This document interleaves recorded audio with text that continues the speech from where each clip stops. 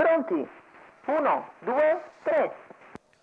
Buona la prima giravolta con Vasterbo Sky High che gira in maniera circospetta ed è già ripreso da Zico, poi Zamora Font.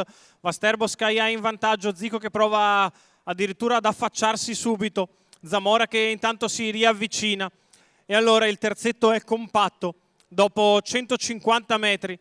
Il passaggio ai primi 200 in 15,4, Zamora Font si infila all'interno di Zico che era rimasto un po' largo e ora deve andare forzatamente all'attacco di Vasterbo Sky High che viene subito stappato per reggere la botta. 29,4 per i primi 400 metri di corsa, Vasterbo Sky High in vantaggio, Zico all'esterno, Zamora Font seconda allo steccato e così uno schema che non ci si immaginava in questo race-off del Tommaso Grassi Award 2022. 44,1 i primi 600 metri, Tommaso Gambini in vantaggio, Manuel Pistone al suo esterno e Alessandro Gocciadoro in attesa degli eventi con la doppia opzione interno o eventualmente esterno o eventualmente interno in retta d'arrivo. C'è 28,9 per il secondo quarto, c'è 58 per la metà gara, Vasterbo Sky High che pedala al comando mentre Zico perde la camminata sulla curva, Zamora Font che segue sempre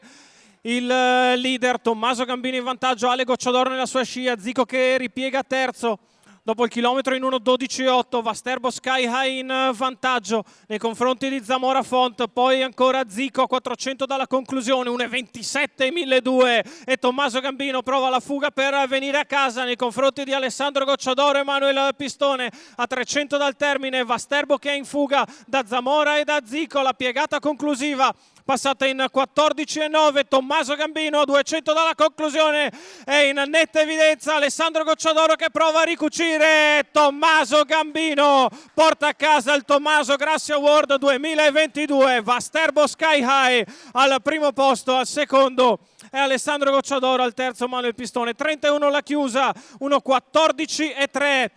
Va a Palermo il Tommaso Grassi Award 2022.